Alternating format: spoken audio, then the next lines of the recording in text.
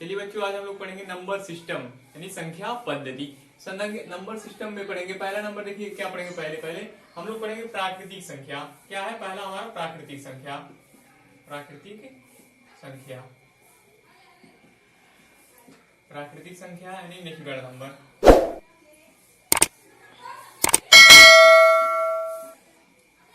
Natural number किसे कहेंगे? वे संख्याएं जो गिनती के रूप में लिख सकते हैं, जैसे 1 2 3 4 5 6 जो भी है, मतलब गिनती के रूप में लिख सके, उसको क्या बोलेंगे हम? Natural number. प्राकृतिक संख्या जो जिसको हम गिन सके, गिनती के जो फॉर्म में लिखा जाए उसको, जैसे जैसे हो गया 1 2 3 4 5 ऐसे इंफिनिटी तक। कहां तक? इंफिनिटी तक। उसको क्या बोलेंगे? प्राकृतिक संख्या, जिनको हम गिन सकते हैं, जो गिनती के रूप में लिखी जा सकती है, उसको क्या बोलेंगे? Natural number. अब अगला हम लोग पढ़ेंगे इसमें पढ़ेंगे पूर्ण संख्या। क्या पढ़ते हैं हम लोग? पूर्ण संख्या, यानी इसको पढ़ते हैं whole number. Whole number, whole number, whole number वे संख्या है जो मतलब नेचुरल नंबर होती हैं, इसमें जीरो नहीं होता है, लेकिन होल नंबर अगर करेंगे तो होल नंबर में जीरो भी आ जाएगा। नेचुरल नंबर में 1 से लेकर इंफिनिटी तक था, पर होल नंबर जो होता है वो क्या से स्टार्ट होगा? जीरो से स्टार्ट होगा। जीरो से लेकर 1 2 3 4 5 ऐसे कहां तक जाएगा? इंफिनिटी तक। इसको क्या बोलेंगे? होल नंबर बोलते हैं। अगला हम लोग पढ़ेंगे तीसरा सम संख्या। सम संख्या किसे कहेंगे?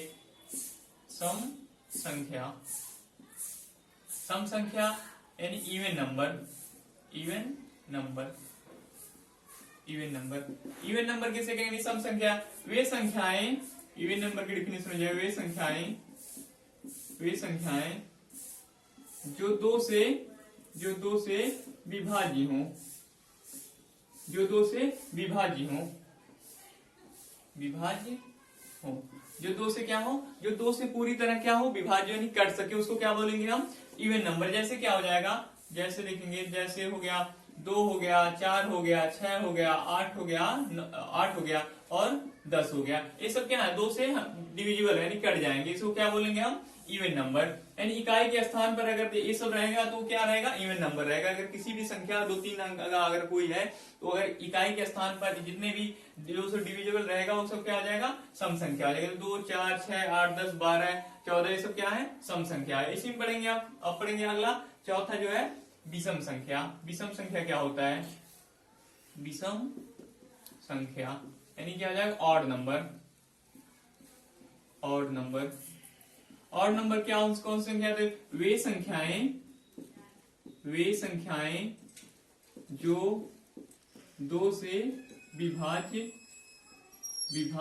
न हो। वे संख्याएं जो 2 से विभाज्य न हो, यानी जो 2 से नहीं कटेगा वो क्या कहलाएगी? विषम संख्या कहलाएगी। जैसे 3 हो गया, 5 हो गया, 7 हो गया, 9 हो गया, 11 हो गया, 13 हो गया। ऐसे बहुत सारी संख्याएं हैं जो 2 से नहीं कटे। जो 2 से कट जाएगा उसको सम संख्या बोलेंगे, जो 2 से ना कटे उसको विषम संख्या। अगला पढ़ते हैं हम लोग पूर्ण वर्ग संख्या। क्या है हमारा? पूर्ण वर्ग संख्या। पांचवा हो जाएगा पूर्ण वर्ग संख्या। पूर्ण वर्ग संख्या यानी क्या हो जाएगा? परफेक्ट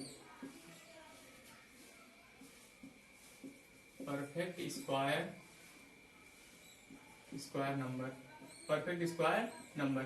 ये कौन सी संख्या होती है? पूर्ण वर्ग संख्या। क्या होती है? ऐसी संख्या होती है जिसका हमारा पूर्ण वर्ग कंप्लीट वर्ग हो, जिसका उसको क्या बोलेंगे? पूर्ण वर्ग संख्या। जैसे हो जाएगा 1 का वर्ग कितना हो जाएगा? 1 हो जाएगा।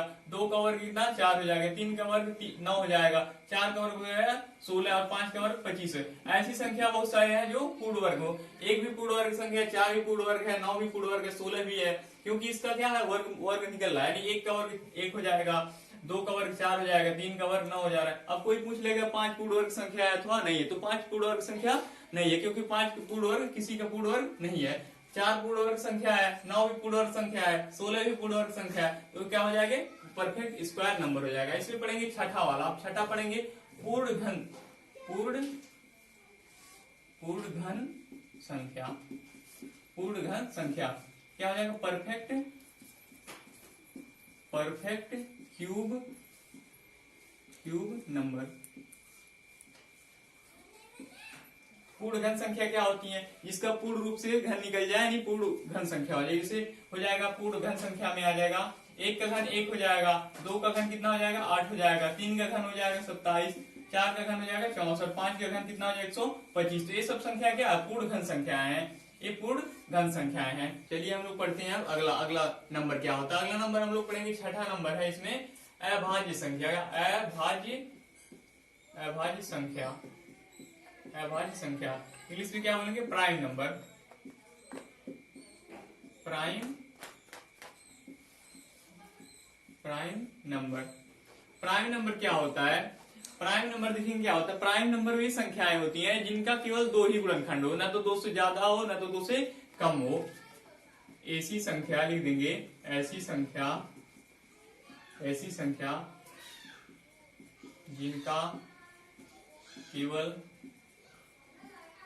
2 गुणनखंड हो। ओनली वन कितना होना चाहिए 2 गुणनखंड हो जाए, ना तो 2 से ज्यादा न तो 2 से ज्यादा, न तो 2 से ज्यादा, न ही 2 से कम। अब देखिए इसको समझते हैं क्या होता है प्राइम नंबर अभाज्य संख्या। अभाज्य संख्या वो संख्याएं होती हैं जिनका केवल 2 ही गुणनखंड हो, ना तो 2 से ज्यादा होना चाहिए ना तो 2 से कम होना चाहिए। तो बहुत सारी संख्या होती है जिसका मतलब 2 ही गुणनखंड होता है। जैसे देखते हैं, मान लीजिए हमको बोलेगा, जैसे बोलेंगे देखेंगे हम कि अभाज्य संख्या क्या होती है। एक बताइए, एक अभाज्य संख्या है, एक तो एक का गुणनखंड ही नहीं हो रहा है, यानी एक ओनली वन एक ही से कट रहा है, तो एक क्या हो जाएगा हमारा गुणनखंड नहीं होगा। अब देखेंगे 2 से, 2 अभाज्य संख्या है अथवा भाज्य संख्या है, तो 2 का देखेंगे फैक्टराइजेशन अगर करेंगे 2 तो ओनली वन 2 से कटेगा और किससे कटेगा 1 से कटेगा। और जो बोल रहा है इसमें कि ओनली वन 2 खंड होना चाहिए, 2 गुणनखंड होना चाहिए, वो उसका गुणनखंड या तो खुद से कटे या तो 1 से कटे, उसी को क्या बोलेंगे अभाज्य संख्या, यानी क्या बोलेंगे प्राइम नंबर। तो 2 का कितना खंड हो गया 2, ओनली 2 से कट सकता है या तो 1 से कट सकता है, और किसी संख्या से कटेगा नहीं, किसी से नहीं। अब देखेंगे अगला हम 3 देख लेते हैं, 3 किससे कटेगा 3 भी 3 से कटेगा और 1 से कटेगा।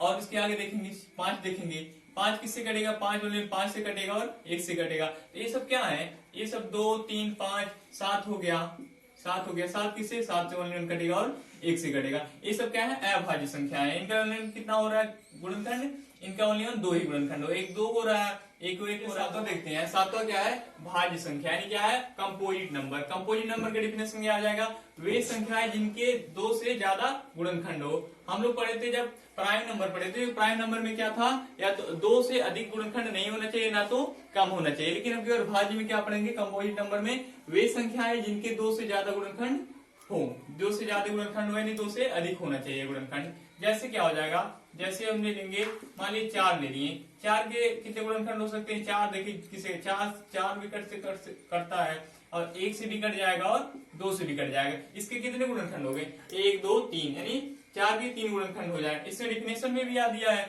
वे संख्या जिनके 2 से ज्यादा गुणनखंड हो उसको क्या बोलेंगे भाज्य संख्या बोलेंगे। 4 ले लेते, 6 ले लेते हैं, मान लीजिए 6 का कितना होगा 6 से भी कटेगा, 6 3 से भी कटेगा, 6 2 से भी कटेगा और 6 1 से भी कटेगा। इससे कई सारे गुणनखंड हो रहे हैं ना, तो क्या हो जाएगा भाज्य संख्या हो जाएगा। मान लीजिए आप ले लेते हैं 9 ले लेते हैं, 9 देखेंगे 9 होगा कि नहीं होगा, देखेंगे क्या होगा 9, देखिए 9 से तो 9 कटेगा ही, 9 1 से भी कटेगा, 9 3 से भी कटेगा, यानी इसके बहुत सारे गुणनखंड 3 हो जा रहे हैं। तो क्या है ये सब क्या है भाज्य संख्या है। तो हम जब भी देखेंगे इसका 2 से ज्यादा गुणनखंड होगा वो कौन सी संख्या हो जाएंगी भाज्य संख्या हो जाएंगे। और जिसका 2 या 2 से ज्यादा भी नहीं होना चाहिए, 2 से कम हो जाएगा उसको क्या अभाज्य बोलेंगे। ये क्या है भाज्य संख्या है। तो भाज्य संख्या आराम से निकाल लेंगे, आराम से निकल जाएगा, जिसका 2 से ज्यादा गुणनखंड होगा वो भाज्य संख्या हो जाएगा। अगला हमारा है पूर्णांक। क्या है पूर्णांक, इंटीजर्स। पूर्णांक किसको बोलेंगे, पूर्णांक में होता है जो पूर्ण संख्याएं होती हैं उसमें अगर प्लस लगा दे तो माइनस लगा दे आगे, तो क्या हो जाता है वो पूर्णांक हो जाता है। जैसे लेके माइनस इन्फिनिटी से लेके -1 हो गया, -2 हो गया, -3 हो गया, डॉट डॉट डॉट लेकर 1 2 3 से लेकर प्लस इन्फिनिटी तक जितनी भी संख्याएं हैं उसको क्या बोलेंगे हम पूर्णांक बोलते हैं। इसको क्या बोलेंगे पूर्णांक बोलेंगे। कोई भी संख्या ले लेंगे या तो प्लस लगा रहेगा तो माइनस लगेगा, उसको क्या बोलेंगे पूर्णांक बोलेंगे। जैसे हमारे पूर्णांक को 2 भागों में विभाजित कर दिया, एक होता है धन पूर्णांक, एक हो जाएगा धन पूर्णांक, एक हो जाता है क्या ऋण पूर्णांक। जिसमें धन वाला आ जाए, जैसे +1 हो गया, 1 हो गया, 2 हो गया, 5 हो गया, 7 हो गया आदि, ये सब क्या है धन पूर्णांक है। इसमें अगर माइनस लग गया तो इसमें -1 हो गया, -3 हो गया, -5 हो गया, ये सब क्या है ऋण पूर्णांक है। तो पूर्णांकों को दो पार्ट में विभाजित कर दिया, क्या एक धन पूर्णांक है, एक ऋण पूर्णांक। पढ़ते हैं 10वां परिमेय संख्या। परिमेय संख्या, परिमेय संख्या इंग्लिश क्या हो जाए, रेशनल नंबर। रेशनल परिमेय संख्या किसे कहेंगे, अब देखेंगे। वे संख्याएं जो p/q के रूप में हो, जो p/q के रूप में हो। और क्या होना चाहिए, p और q क्या होना चाहिए, पूर्णांक होना चाहिए। p और q पूर्णांक हो, क्या हो, पूर्णांक हो। और एक कंडीशन और बढ़ता है, q नॉट इक्वल टू 0, यानी इसमें क्या कंडीशन बनती है परिमेय संख्या का, p भी क्या होना चाहिए, ये पूर्णांक होना चाहिए, और क्या होना चाहिए, q भी क्या होना चाहिए, हमारा पूर्णांक होना चाहिए।